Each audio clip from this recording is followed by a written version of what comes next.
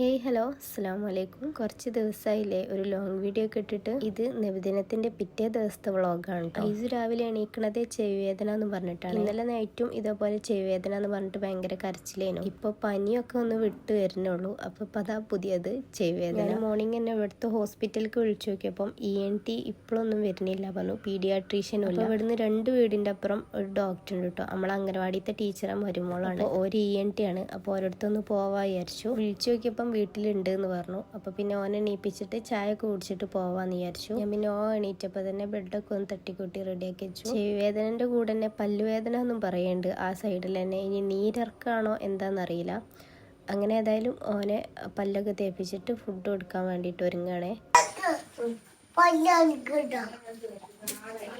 ഓന് പല്ല് വേദന ആയിട്ടാ തോന്നുന്നുണ്ട്. പല്ലിളകുണ്ടോന്നൊക്കെ ചോദിക്കേണ്ടേനു. പിന്നെ ഓരോ സമാധാനത്തിൽ ഞാൻ ചെക്ക് ചെയ്യണ പോലെ കാണിച്ചതാണേ. പല്ല് തേക്കാൻ കുറച്ച് മടിയുള്ള കൂട്ടത്തിലേനു. പക്ഷേ ഇപ്പോൾ വീഡിയോ എടുക്കുമ്പോൾ ഞാൻ പറയാം എൻ്റെ ഫ്രണ്ട്സും ടീച്ചറൊക്കെ കാണുമെന്ന് പറയുമ്പോൾ വേഗം നിന്നേരും. അനിയത്തിൻ്റെ മോൻ്റെ പനി ഇപ്പോഴും മാറിയിട്ടില്ല. ഇനി രാവിലെ ഒന്നുകൂടെ ഹോസ്പിറ്റലിൽ പോകണം. എനിക്കാണെങ്കിൽ ഐസുവിൻ്റെ മുടി ഒന്ന് വെട്ടിക്കാനുണ്ട്. അപ്പോൾ എല്ലാവർക്കും കൂടെ ഒന്ന് മുറിയിൽ വരെ പോകാനുണ്ട് കേട്ടോ. അങ്ങനെ ഓൻ്റെ പല്ല് തേപ്പൊക്കെ കഴിഞ്ഞിട്ട് ഓനക്ക് ചായ കൊടുത്തു കഴിഞ്ഞതിന് ശേഷം ഞങ്ങളെ അയൽപക്കത്തൊരു ഡോക്ടർ ഉണ്ട് എന്ന് പറഞ്ഞല്ലോ, അങ്ങോട്ട് പോവുകയാണേ. ഇപ്പോഴും ചെവിവേദന എന്നിങ്ങനെ പറഞ്ഞുകൊണ്ടിരിക്കുകയാണ്. അങ്ങനെ അവിടെ എത്തി ഡോക്ടറെ കാണിച്ചപ്പോൾ ഡോക്ടർ പറഞ്ഞത് കഫക്കെട്ട് ഉണ്ടായതുകൊണ്ട് തന്നെ ചെവിൻ്റെ പാടക്ക് പഴുപ്പ് കുടുങ്ങിയിട്ടാണ് എന്നാണ് കേട്ടോ പറഞ്ഞത്. അങ്ങനെ ഡോക്ടർ കുറച്ച് മരുന്നൊക്കെ എഴുതി ഞാൻ ഷീറ്റും കൊണ്ട് ഇങ്ങോട്ട് പോന്നു. വീട്ടിലെത്തിയപ്പോൾ കാണുന്നത് മാജിനെ കഞ്ഞി കുടിപ്പിക്കണ രംഗമാണ് കേട്ടോ. ആൾക്കിപ്പോൾ പനിച്ചതിന് ശേഷം ഒന്നും വേണ്ട, അല്ലെങ്കിലേ ഫുഡ് കഴിക്കാൻ കുറച്ച് മടിയുള്ള കൂട്ടത്തിലാണ്. ഇതിപ്പോൾ എങ്ങനെയും കൂടെ ആയപ്പോൾ നോക്കും വേണ്ട. ഹോസ്പിറ്റലിലേക്കൊക്കെ പോണതിന് മുന്നായിട്ട് അടിച്ചു വാരി തുടച്ചിട്ടാണ് പോവാൻ വിചാരിച്ചു. പിന്നെ വന്ന് കഴിഞ്ഞിട്ടുണ്ടെങ്കിൽ എന്തായാലും ഹോസ്പിറ്റൽ കേസ് ആയതുകൊണ്ട് തന്നെ എപ്പോഴും നമ്മൾ കഴിച്ചില്ലാവാന്ന് പറയാൻ പറ്റില്ല. അതുകൊണ്ട് വേഗം അടിച്ചു വാരി തുടച്ചിട്ടിട്ട് പോകാൻ വിചാരിച്ചു. അങ്ങനെ ഞങ്ങളെല്ലാവരും മാറ്റി റെഡിയായിട്ട് പോകാൻ വേണ്ടിയിട്ട് ഒരുങ്ങാണ്. ഐസു ഈ നിൽക്കുന്നത് എന്തിനാ വെച്ചാൽ ഓന് പഴം വേണം പറഞ്ഞു. പഴം കൊടുത്തപ്പോൾ അമ്മച്ചി പകുതി മുറിച്ച് കൊടുത്തു. അപ്പോൾ മുറിച്ചത് പറ്റൂല എന്ന് പറഞ്ഞുകൊണ്ട് ഇവിടുന്ന് നൊലോളിച്ചിരിക്കുകയാണേ. പൊട്ടാതെന്ന് അങ്ങ് പൊട്ടിച്ച് പഴം പറ്റൂലല്ലോ. പൊട്ടാതെന്ന് പഴം പൊട്ടിയില്ലേ? എന്താ കാട്ടുക? ഞാൻ വേറെ ആർക്കേം കൊടുത്താണോ? പൊട്ടിയ പഴം എന്തിനാ എനിക്ക്? ഇത് ചേരാന്നോ? ഈ ഒരു പ്രതിഭാസം ചിലർക്കൊക്കെ കണ്ടും കേട്ടും നല്ല പരിചയം ഉണ്ടാവും കേട്ടോ. ചിലപ്പോൾ നമ്മളെ സ്നേഹിച്ചിട്ട് മുറിച്ചു കൊടുക്കണതാവും. അതോടെ തീരുമല്ലോ. ഞങ്ങളെല്ലാവരും മാറ്റി ഇറങ്ങി. മാസി ആകെ സൈഡായിക്കണം കേട്ടോ. ഈ ഒരു വൈറൽ പനി വന്നവർക്കൊക്കെ ഇതേപോലെ നല്ല ക്ഷീണം ഉണ്ടെന്നാണ് കേട്ടോ കേട്ടത്. അങ്ങനെ ഓലവിടെ ഹോസ്പിറ്റലിൽ ഇറങ്ങി. പിന്നെ ഓല് ഹോസ്പിറ്റലിൽ ഡ്രിപ്പ് ഇടലും കാര്യങ്ങളൊക്കെയാണ്. അപ്പോൾ ആ നേരം കൊണ്ട് ഞാൻ പിന്നെ ഹെയർ കട്ട് ചെയ്യായിരിച്ചു. ഇവിടെയാണെങ്കിൽ ഭയങ്കര തിരക്കാണ് കേട്ടോ. ഏകദേശം ഒരു 1 അവറിൻ്റെ അടുത്ത് ഞാൻ ഇവിടെ വെയിറ്റ് ചെയ്ത് നിൽക്കണു. അങ്ങനെ മുടിയൊക്കെ വെട്ടിയിട്ട് ഞങ്ങൾ തിരിച്ചു പോകുന്നു. സാധാരണ അഫ്ലുമാണ് ഹെയർ കട്ട് ചെയ്യൽ. പക്ഷേ ഈ പ്രാവശ്യം ഞാൻ ഇവിടെ ആയതുകൊണ്ടാണ് കേട്ടോ ഇവിടുന്ന് കട്ട് ചെയ്യിച്ചത്. അങ്ങനെ ഡ്രിപ്പ് ഇടലൊക്കെ കഴിഞ്ഞതിന് ശേഷം ഞങ്ങൾ ഫുഡ് വാങ്ങിയിട്ട് പോന്നിക്കാണ് കേട്ടോ. കാരണം വരുമ്പോൾ എന്തെങ്കിലുമൊക്കെ വാങ്ങി കൊണ്ടുവന്നിട്ട് ഉണ്ടാക്കാമെന്ന് പറഞ്ഞിട്ടേനു. പക്ഷെ അതിനൊന്നുള്ള ടൈമില്ല. കാരണം ഡ്രിപ്പ് ഇട്ടപ്പോൾ തന്നെ ഏകദേശം ടൈമായി. അപ്പോൾ പിന്നെ അതിനൊന്നില്ല വാങ്ങി കൊണ്ടുവന്നു. ഇപ്പം തന്നെ ക്ലോക്കിൽ നിങ്ങൾക്ക് ടൈം നോക്കിയാൽ കാണാം 2:30 ആയിട്ടുണ്ട് ഏകദേശം. അങ്ങനെ ഫുഡ് കഴിക്കലൊക്കെ കഴിഞ്ഞപ്പോൾ ഒരാൾ വരുന്നുണ്ട്. അവൻ്റെ കളർ പാലറ്റും പെൻസിലും പെന്നൊക്കെ ആയിട്ട് വരുന്നുണ്ട്. അവന് ചിത്രം വരക്കാൻ പഠിക്കണം എന്ന് പറഞ്ഞിട്ട്. എനിക്ക് ചിത്രം വരക്കാൻ ഭയങ്കര ഇഷ്ടമാണ്. അപ്പം ഞാൻ ഇതേപോലെ ഇങ്ങനെ ചിലപ്പോൾ ഇങ്ങനെ വരക്കുമ്പം ഓനെ അവിടെ എടുത്തിരുത്തിയാണ്ട് ഇതേപോലെ ഇങ്ങനെ കാണിച്ചു കൊടുത്ത് ഇങ്ങനെ വരക്കുക അങ്ങനെ വരക്കുക എന്നൊക്കെ പറയുന്നുണ്ട്. എനിക്കും ആ കാര്യം ഇഷ്ടമാണ്. പഠിക്കാൻ വലിയ ഇഷ്ടമില്ലെങ്കിലും ഇത് നല്ല ഇഷ്ടമാണ് കേട്ടോ. എന്തായിസോ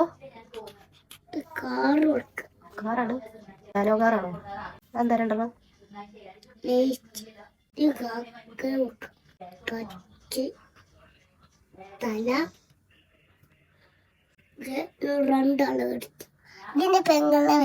പെണ്ണുങ്ങൾ ഓക്കെ. മുന്നിൽ പെണ്ണുങ്ങളാണല്ലേ ഉണ്ടാവുക. തല കച്ച് കച്ച് തല രണ്ടാളു. പിന്നെ ബ്രേക്ക്. പിന്നെ ബാക്കിലൊരാള്. ബാക്കിലൊരാള് അവൻ്റെ ഫ്രണ്ട് ഇത് വണ്ടിയിൽ കൊട്ടിട്ട്. ആരൊക്കെ ഇത് കാറില്?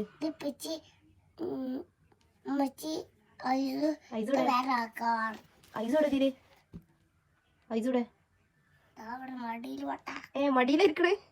ജിന്റെ മടിയില് ഇന്റെ അപ്പുറത്ത് പച്ചി. അങ്ങനെയാണ്. ഓനക്ക് ഏറ്റവും ഇഷ്ടമുള്ളൊരു കാര്യമാണ് കേട്ടോ ഇപ്പോൾ ഓൻ പറഞ്ഞത്. എവിടേക്കും പോകുമ്പം ആദ്യം തന്നെ ചോദിക്കൽ ഇപ്പച്ചിയാ വണ്ടി വിട്ടണ്, ഇമ്മച്ചിയാ മുന്നിലിരിക്കണ്, ഇതാണ് ഓൻ ചോദിക്കൽ. ഇപ്പം നിങ്ങൾ കണ്ടുകൊണ്ടിരിക്കുന്നത് ആ കളർ പാലറ്റ് കൊണ്ടുവന്നതിൻ്റെ ഒരു സൈഡ് എഫക്റ്റാണ്. അനിയൻ വരച്ചു കൊടുക്കാനും അതിന് നിന്നെടുക്കാൻ 2 കുട്ടികൾ. ഇത് കുറച്ചധികം നേരം ഇരുന്നെടുത്തോണ്ടാ തോന്നുന്നുണ്ട്. ഓൻ്റെ മീശക്കും തടിക്കൊക്കെ കുറച്ച് കട്ടി കൂടുതൽ. കുട്ടിയില്ലാതാക്കിയോ. പിന്നെ ഏകദേശം മഗ്‌രിബാങ്ക് കൊടുത്തു കഴിഞ്ഞതിന് ശേഷം ഞങ്ങളിപ്പോൾ ഹോസ്പിറ്റലിലേക്ക് തന്നെ പോയോണ്ടിരിക്കുകയാണ്. അനിയത്തിൻ്റെ മോൻക്ക് ആൻറ്റിബയോട്ടിക് കയറ്റാൻ പറഞ്ഞിട്ടുണ്ട്. 5 ദിവസം 2 നേരമായിട്ട് അങ്ങനെ കയറ്റാൻ വേണ്ടിയിട്ട് പറഞ്ഞിട്ടുണ്ട്.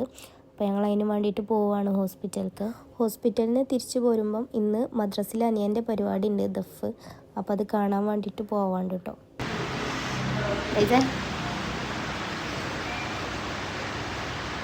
നമ്മളിഞ്ഞ് ഇവിടെ നിന്ന് ഇത് കഴിഞ്ഞിട്ട് അങ്ങോട്ടാ പോണേ. അത് മറന്നില്ലല്ലേ. നമ്മളിനി പോകുന്നത് മൈമേൻ്റെ ദഫ് കാണാനാണ്.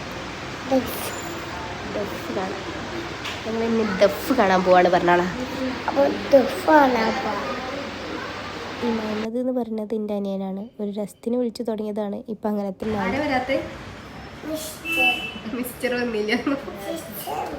അവിടെ എത്തിയപ്പോൾ ഇത് മിസ്റ്റർ എന്താ വരാത്തങ്ങ് ചോദിക്കണ്ടേനു. പിന്നെയാണ് മനസ്സിലായത് ഓൻ സിസ്റ്ററാണ് പറഞ്ഞത്. അങ്ങനെ ആൻറ്റിബയോട്ടിക് കിട്ടിയതിന് ശേഷം ഞങ്ങളിപ്പോൾ തിരിച്ച് പോയിക്കൊണ്ടിരിക്കുകയാണ്.